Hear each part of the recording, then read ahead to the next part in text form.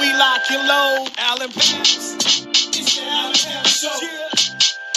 Where we lock and load. Come on. It's the Allen Pass Show. Yeah. Where we lock and load. Come on. It's the Allen Pass Show. Yeah. Where we lock and load. It's the Allen Pass Show. Yeah. Where we lock and load. Come on. Yeah. Welcome, everyone, to another edition of the Allen Powell Show Tuesday night. We are ready to lock and load. Got a great show lined up for you. We will be discussing a lot of things football related today, but we will also talk about Rich Paul getting sued by Nerlens Noel in basketball for lost wages. And I'm going to have my lawyer going to come on and talk to y'all to see if this brother really has a case. Because it's a crazy story. I never heard nothing like it. And so I had to get my lawyer buddy, my lawyer analyst to come on here and tell us what exactly is going on and does Nerlens Noel actually have a case. But we got to start off with the breaking news that jumped off today. It was Cam Newton got released from the New England Patriots, the former MVP. Him and Mac Jones was battling it out, and it was like coming down to the wire. And today, Cam Newton got released. I think it was a shocker to a lot of people, including me. I actually thought about picking that brother up on my fantasy team, my fantasy draft. But he got released. They didn't even keep him as a backup, and so it shocked me that he got released and they didn't even keep him as a backup, because you don't know how injuries might happen or anything like that. But I think they done it so he can go find another team and possibly start and have significant playing time. But as a Bears fan, you already know the first thing that comes to our mind is, if Mac Jones can start as a rookie in New England and beat out Cam Newton, why is it that Justin Fields can't start in Chicago over Andy Dalton? Just the observation. I know it's two different situations, but something just not lining up for me. So I'm not happy about Justin Fields not starting, but the fact that Mac Jones will start. He will start in New England as a rookie with the Patriots. If Bill Belichick, one of the arguably the greatest coach in NFL history, can start a rookie, why can't the Bears do it? I got a few other questions that I got lined up as far as Mac Jones, Cam Newton, all of these. Like I say, Cam Newton is starting. He's done great in preseason, and they thought he did enough in preseason to be the starter. Now, a lot of people say it's just preseason. Defenses are playing their real defenses and things of that nature. But the Patriots saw enough to make him the starter. Now, I got a couple of questions that I want to ask to the people that's watching, Bears fans, all of the above. First question: why is Justin Fields not starting? And I got a couple of different areas I want to go with this. Is it possible the reason Justin Fields is not starting is it because of coaching? If you look at Mac Jones and the way he performed in preseason, okay, and if he can beat out Cam Newton, why is it Justin Fields not playing at the same level? Or why didn't he beat out Cam? Why he didn't beat out Andy Dalton? Could it be coaching? Is it the coaching that superseded all of this? That the Bill Belichick effect just made Mac Jones that good? And my second question: is it the Bears O-line? Is it the offensive line that is just terrible, that they don't want to put Justin Fields back there, and New England's offensive line is that much better? Is it that?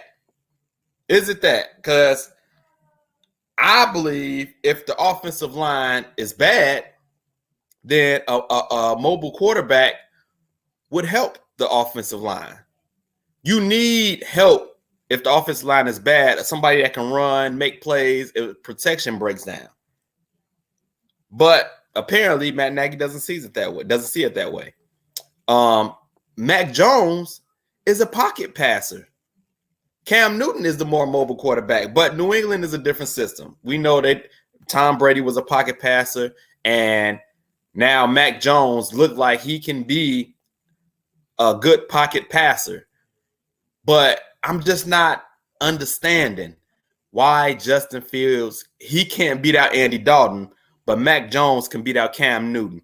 I want to give props to my guy, Vic Legrone, man. I don't know if he's watching, but I seen one of his post on his page, and he said, is Cam Newton better than Andy Dalton?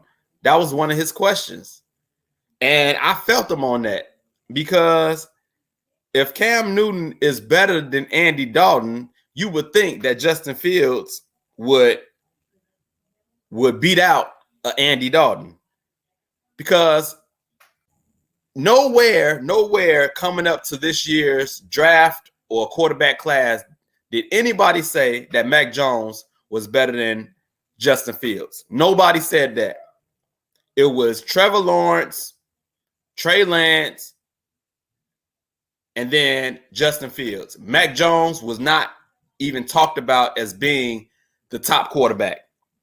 But if he can beat out a former MVP in Cam Newton, why is it that Justin Fields can't beat out a mediocre Andy Dalton? We seen him in Dallas last year, what he did, and it was not nothing. He didn't do anything. He got weapons, he didn't do anything.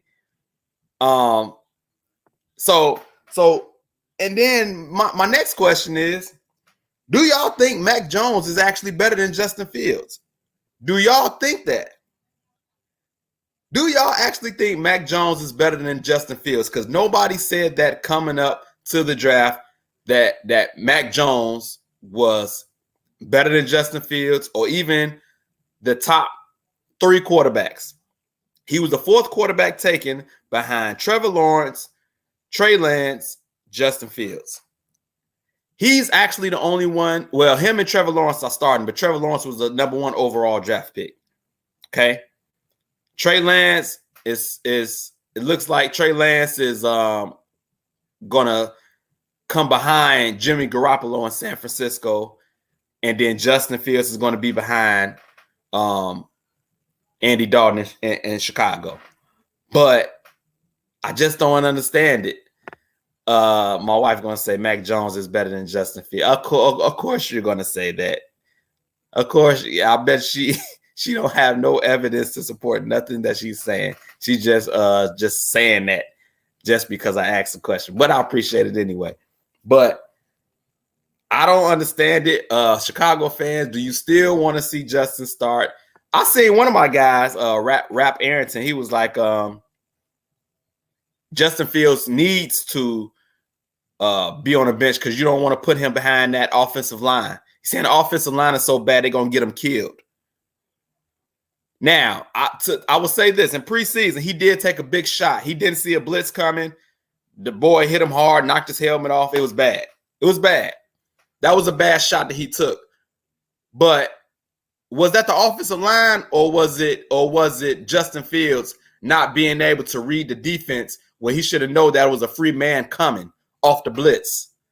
And that's a learning process. That's a learning thing. So I don't even think that was the offensive line. That was Justin Fields. Hey, I got to know that this man is coming free so I don't get my head clocked. But that would come in time with learning. But I believe that Justin Fields should be starting, because if the protection breaks down, he can use his legs, his mobility to make plays. Mac Jones can't even do that in New England. He's a pocket quarterback. If a pressure comes to him, he's going to go down. He's going to get sacked. But he's a great pocket passer. They say he's very smart. He thinks fast. And in the preseason, he looks great. I cannot say that he didn't deserve the job. All I'm saying is Chicago didn't even give Justin Fields the opportunity with the number one players on the Bears offense to see if he can be the number one man. They didn't even make it an open competition. Trash. Matt Nagy and Ryan Pace is on the last year of their contract, and they didn't pull this trigger. The Bears cannot afford to get off to a bad start. You can't afford it. You can't get 2-3 games behind everybody else and then think Justin Fields is going to come in and save the day. You need to put him in from day one. I want to ask another question, though. Going back to Cam. Once again, he got released today. He's a former MVP. He won MVP in 2015. It wasn't even that long ago. 2015, he was MVP of the league. And I will say this: I got another issue. And I hate to do this, but they had terrible talent around Cam Newton last year. Then, as soon as they go out and get some good talent, they bring in a rookie quarterback and give him the job. Cam doesn't even get the chance to see what he can do with some real talent. I'm just saying. It don't seem that fair to me, but you know, it is what it is. But will Cam find another team? And if he does find another team, what team will that be? What's a good fit for Cam? Y'all tell me what that is. Once again, Cam Newton's been released. Rookie Mac Jones will be the starting quarterback for the New England Patriots. Let's see. My wife says Justin can't read. She's trying to say he can't read defenses. Listen, everything takes time. I believe, Mac Jones had a chance to play with some of the number ones in New England, unlike Justin Fields. Albeit it was because of a COVID restriction that Cam Newton had to be away from the team for a certain amount of days, which gave him the opportunity to play with the ones. But Justin Fields should have got that opportunity. So that's all I'm gonna say about that. Bears fans, y'all comment, y'all tell me what y'all think about Mac Jones starting over Cam Newton, and does that mean anything for Justin Fields that he couldn't beat out Andy Dalton or wasn't given the opportunity to beat out Andy Dalton? We're going to see how it play out both in Chicago and New England. We're going to find out if New England made the right decision. And we're going to find out if Chicago made the right decision. But I'm on the team Justin Fields. That brother should be starting from day one, and that's my thoughts. But today, I'm not going to be with y'all long, but I do have a story that I do want to get into. I remember when I posted it on social media about Nerlens Noel suing Rich Paul. Just to give you a little bit of the backstory, Nerlens Noel is a center for the New York Knicks. Previously, he played for the Dallas Mavericks. He was coming up on a free agent year, and he apparently got an counsel from Rich Paul to turn down a $70 million contract because he thought he can get him more in free agency. Long story short, he ends up playing he broke his thumb the next year, playing on a 1-year contract, broke his thumb, and then had to play for the minimum of 2 years in OKC for the league, for the minimum. And then he ended up going to New York, signing a 1-year deal. Then he just got a new deal for like $27 million for 3 years. The story goes, he ended up leaving Rich Paul as an agent, gets a new agent, but Rich Paul and Clutch Sports sues Nerlens Noel for $200,000, saying he didn't pay his commission fee from his new contract, from his last contract. And then next, Nerlens Noel says, hey, I'm suing Rich Paul and Clutch Sports because I feel like they cost me $58 million, I believe is the number. And when I seen it, I said, ain't no way he's going to be able to prove that that they cost him money. So I said, how else can I find out if he actually have a case than bring in my man, attorney extraordinaire, Justin Camper himself. So I'm gonna bring him in the building. Northwest Indiana, Chicagoland, the best in the business right now, Justin Camper. This segment is called Just in Case. Just in case you need a lawyer, just in case you need the best Northwest Chicagoland lawyer, just in case you need some advice, some tips, some business tips. He does it all. That's so right. I had to bring this brother on. As long as you don't ask for money, I'm not in case for that though. Oh yeah, it's not pro bono. He charges, so you have to you have to pay. You have to pay. But thanks for joining me, man. Real quick, Nerlens Noel is suing Rich Paul, Clutch Sports. Side note, this is a LeBron James disciple. LeBron James is all. Just want to put that out there. This is his guy. This is his guy. Wow. Disciple. Is there something wrong with what I said? Man, you made it seem like LeBron is God and he has disciples. Like he's Christ. Well, he called himself King James, the chosen one. All these names. He can't why not just make Rich Paul the disciple at this point? Rich Paul, Maverick Carter, and the rest of his cronies. and the rest of his cronies. Man. So he can't have friends. I get it. I mean, I'm just saying, when you call yourself the chosen one, what does that mean? Last chosen one I heard about was Jesus the Christ. Michael Jordan called himself Black Jesus. So he didn't call him that. They called him that. See, he didn't correct him. He didn't. But he didn't get it tattooed on his back either. We don't know what's on his back, man. Huh? We don't know what's on Mike's back. Okay. Let's get to the topic at hand. Nerlens Noel is suing Rich Paul, Clutch Sports for lost wages. He claimed that he cost them wages. When you heard the story, and I posted it, I said, "Does he have?" I don't think he has a case. And I think you said, "Yes, he does." Tell me how. Well, now people make allegations in a complaint, right? Which is the document that you use to sue someone, right?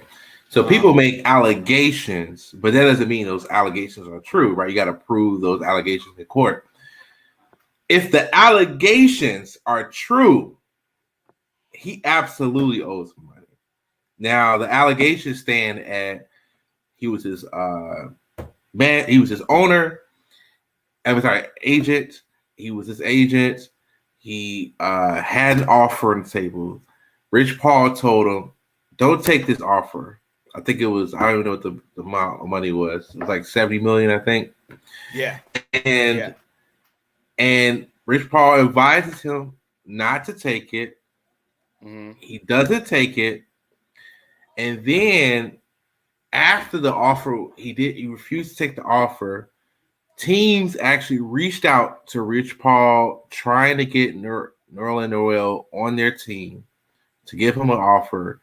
And Rich Paul did not reach back out. He spent his time focusing on the major, I guess a little bit more high ticket clients than himself. LeBron, because he's a disciple. So if that stands as true, he absolutely owes him money. I think it was just a brilliant move on Nerlens Noel's part, because I think Rich Paul was suing him. I didn't get into all of that, the details of what Rich Paul was suing him for, but for him to make those claims, hopefully, they're true and he's not just making them up. But if he can find proof, some solid proof, and I think that was really good. a lot of people would have said, hey, this is Rich Paul, this is LeBron James guy, who's going to believe me? But as from a legal standpoint, a legal analysis, he absolutely has a good chance of winning this case. Well, hold on. So I got some questions, because it seemed like it says that, okay, he was under his first agent, Happy Walters. His first agent was Happy Walters. He met up, Rich. He talked to Rich Paul at a party, and you know how LeBron and his cronies do. Hey, Rich Paul, hey man, you need to come on over here, man. I can get you that money, well, whoop-de-whoop-de-whoop. And he swayed him over.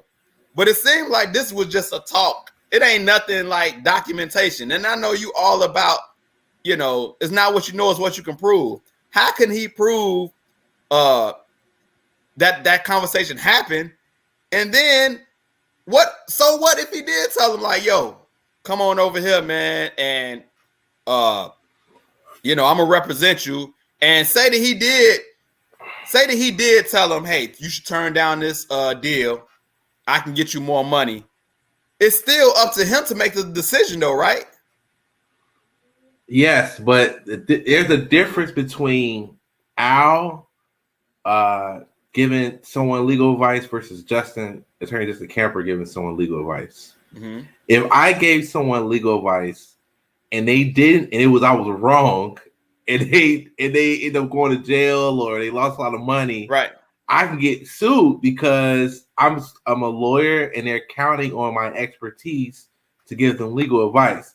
Versus Al, who's not an attorney, who just hates on LeBron. Now you think about, Rich Paul being an agent.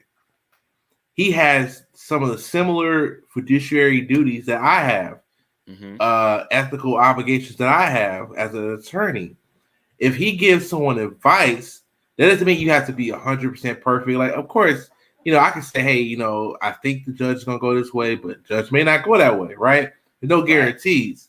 Right. But if I give someone, solid advice, say, hey, go this route, right? And I think you're going to do great. And then let's say it was in a criminal case, right? And, I'm just using law as an example because it's best. I just know law. But like, let's say it was a criminal case. I say, hey, don't accept that plea agreement from the prosecutor. And then I said, let's take this to trial. And then when it comes to trial, I don't show up. I don't have my paperwork. I don't have my documentation.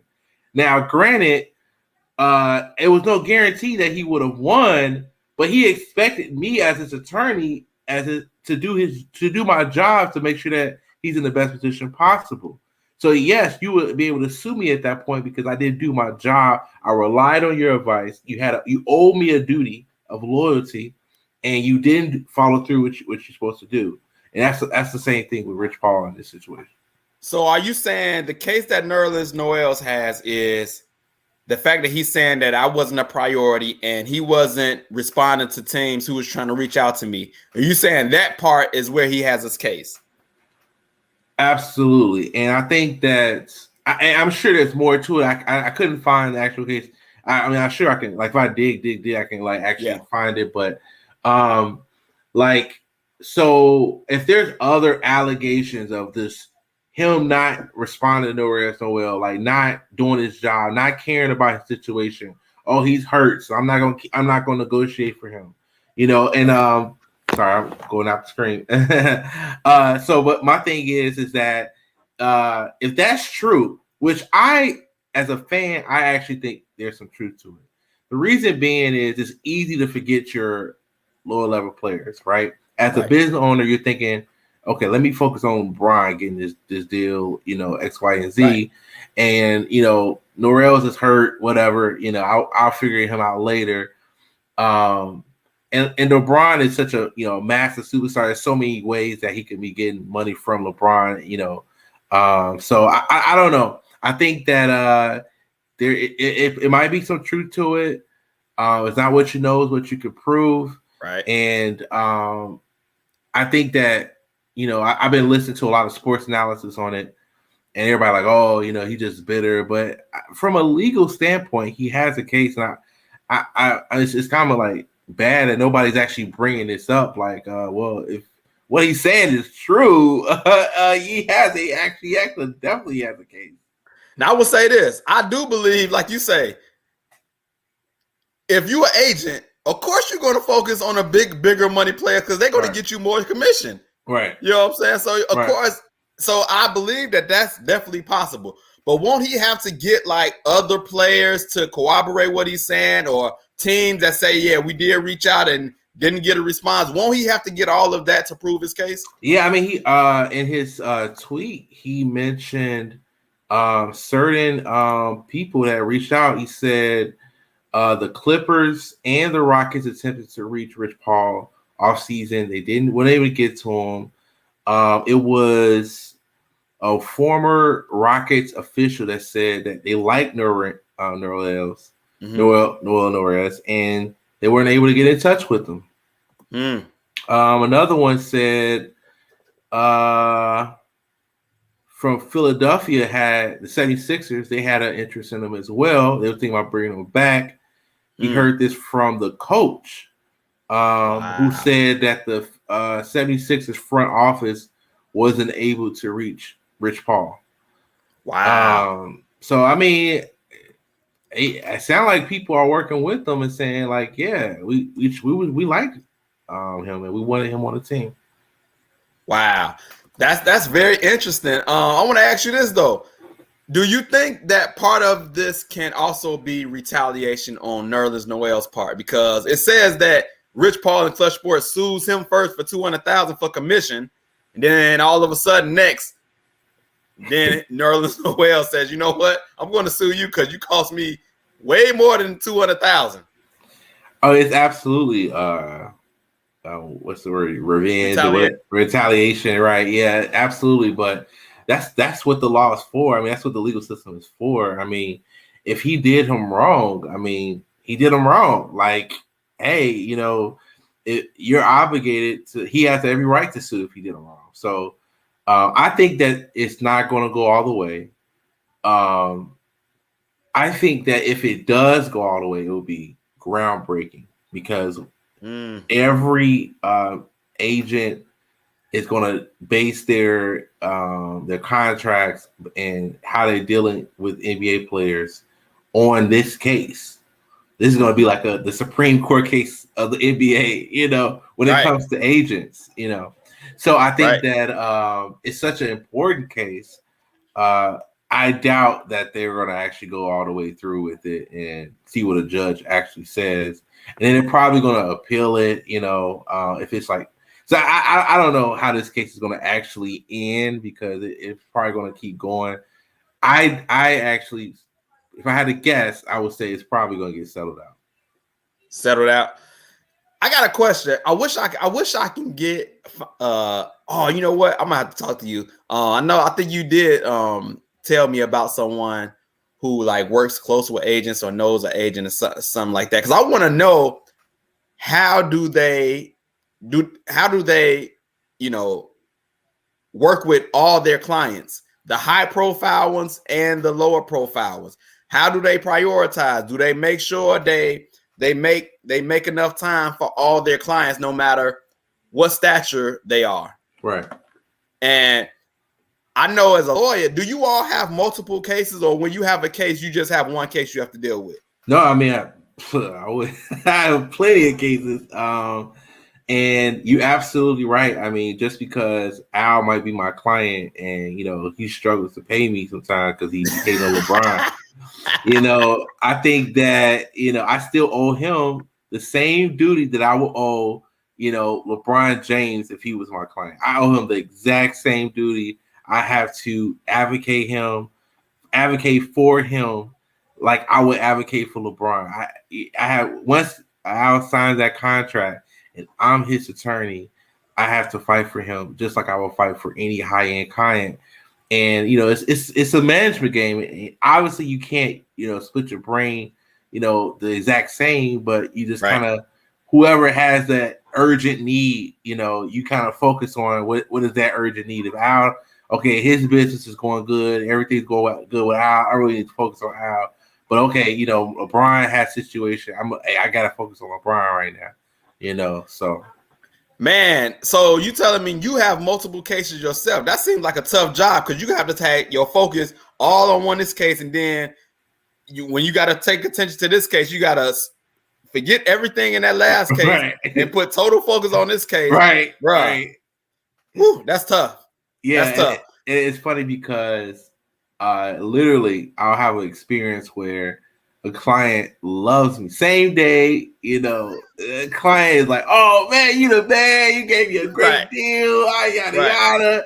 And then next day, man, I've been calling you. I ain't got, where you been at? Like I gotta even though I can get 100 praises in one day, like that one client, I gotta focus on them and help them with this situation the best I can. Wow, Lawyer Chronicles right here on the Allen Pals, man. Hey, man. Hey, Black Lawyers Matter, man. Lawyers in general matter, man. Y'all make sure y'all treat these lawyers right. They got a lot going on, man. They got a lot going on. Exactly. My wife says, watch the show, The Game, Tasha Mack. I remember the show, The Game. I remember Tasha Mack was an agent for her son, I think in Derwin and all of this stuff. That was TV. You know what I'm saying? I mean, I believe Bryce, it probably gave a little glimpse, but it ain't get into all the details of being a real agent. She had a couple clients that we seen. Right. You and agents have multiple clients. Right. Rich Paul has. Yeah. I can imagine probably hundreds. Yeah. Probably I saw hundreds. That. He just signed Zach Williams. I saw that. And Zach LaVine. Oh, Zach LaVine. Yeah. Zach LaVine. And I think he got Ben Simmons as well in Philly.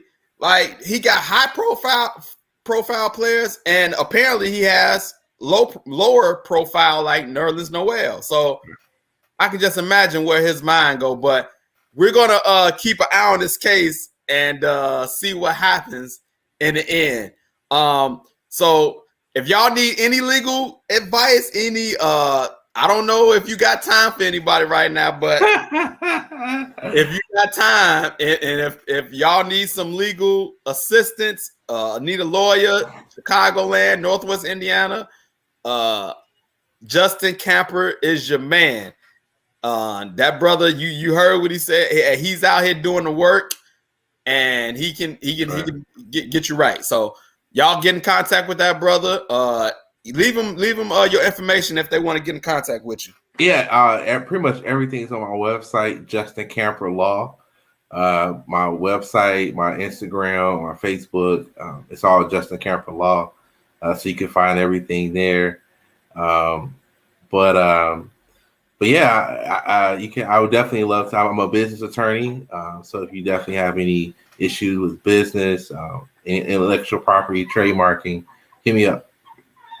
There you go. Cliff Mason from the Mason Report says, I missed the analysis, but I doubt the athlete has a claim of action for diminished salary. He's not believing that Nerlens Noel has a case. Lawyer Justin Campbell said he does have a case. Absolutely. And we definitely broke it down. So, bro, you might have to go back, watch the replay. He broke it down, and he made me a believer. You know what I'm saying? He made me a believer. Yeah, he has a case. For sure. And it would be good if Rich Paul, Clutch Sports, and LeBron cronies get humbled a little bit. You know what I'm saying? You know, they needed to stop just telling people what they can do for them and then don't come through on it. You know what I'm saying? Or not doing what they're supposed to do. Right. Costing this man $58 million. Right. Like I said, it's all about the follow-up.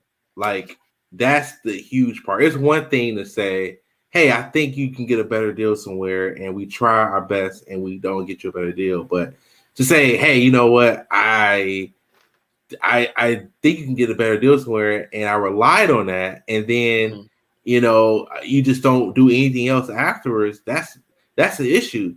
Tell Mr. Mason, what about promissory estoppel? He knows about that.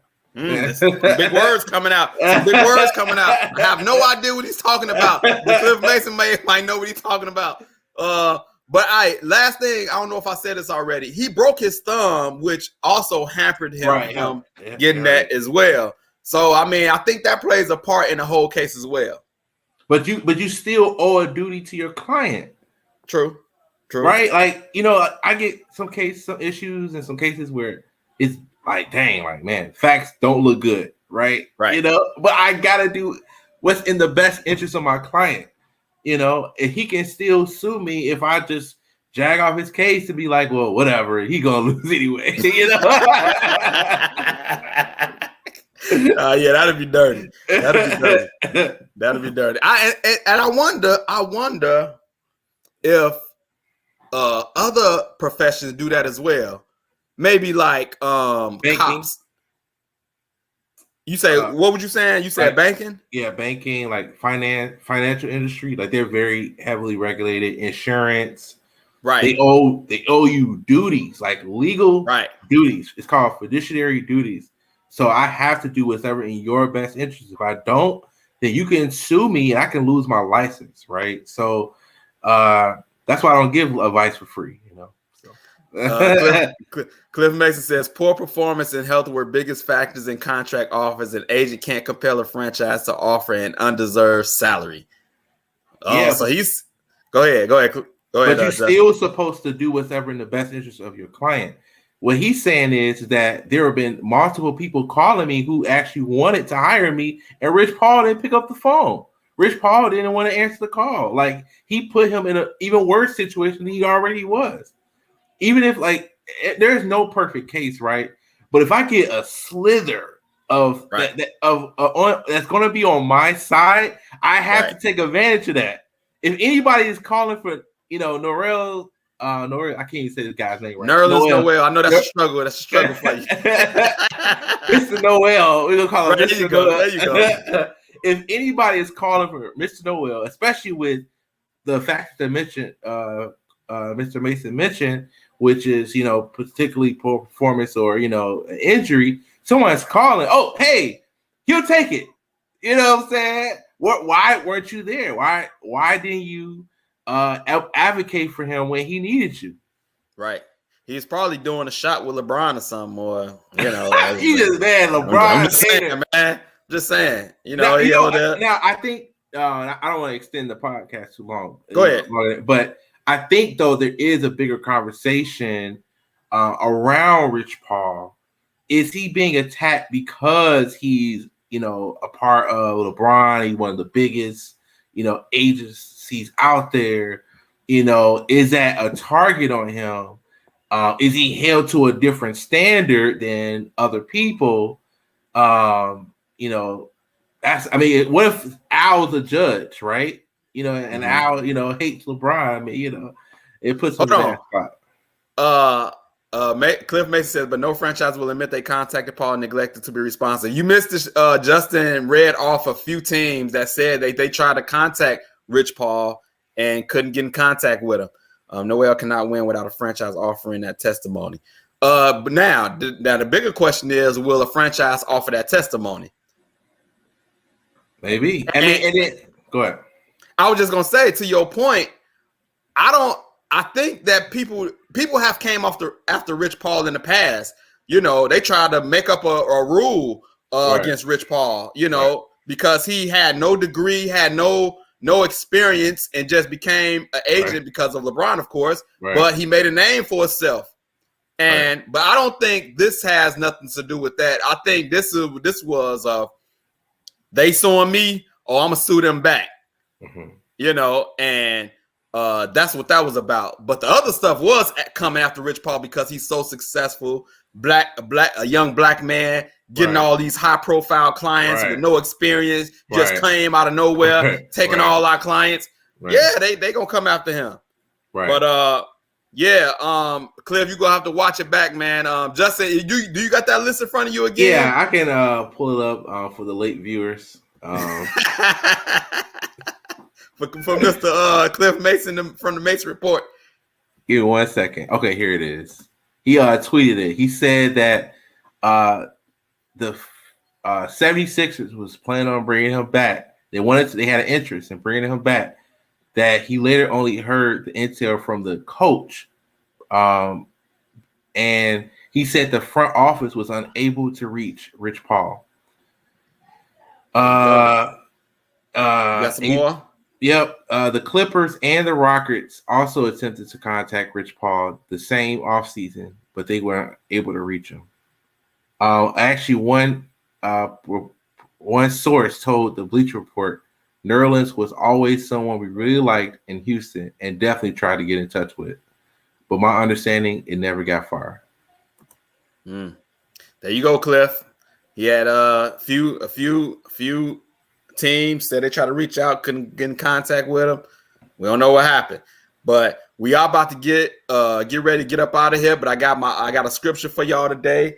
The scripture is Daniel 3:18. I went to visited a friend's church this Sunday for their baby christening, and heard the word. The brother was teaching out of the book of Daniel. And if you know the book of Daniel, this particular story is when Shadrach, Meshach, and Abednego was supposed to bow down to this statue. King Nebuchadnezzar was like, "Yo, when y'all hear these sounds, I need y'all to bow. Everybody gonna bow." These three Jews didn't do it. They got snitched on by somebody. Said, "Yo, these three Jews, they said they ain't bound, they ain't paying attention to nothing you talking about." And the king's like, "Yo, you got one more chance. You got one more chance to bow. Otherwise, I'm gonna throw you into this furnace." And what I want to focus on is the boldness of these three guys. They all said, let me see. I'm gonna bring up the scripture. I got the scripture. But before I get to the scripture, I'm just gonna go down a timeline. So first, you got a gold statue from King Nebuchadnezzar. They made a gold statue, say when you hear these instruments, you bow down to the ground. If you don't, you're gonna be thrown into a furnace. These three got snitched on by somebody. They didn't bow. They got snitched on.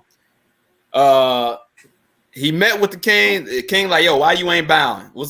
If you don't bow, you're gonna get thrown into this furnace. And then what God is gonna save you from me?"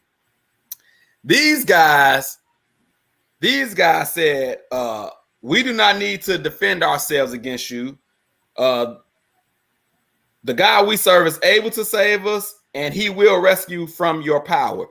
That's verse 17. But verse 18 is the one that got me. He said, "But even if he doesn't, we want to make it clear to you," he still had respect for him, your majesty, "that we will never serve your gods or worship the statue you have set up." And when I heard the first time I heard it, it stuck with me, because I just think about how a lot of us, and I throw myself included, we want God to do stuff for us, and then if he don't do it, sometimes we get mad. Some people, might walk away, depending on what the situation is. If God doesn't bring you out of that situation for whatever reason, some people walk away from the faith or lose faith in God.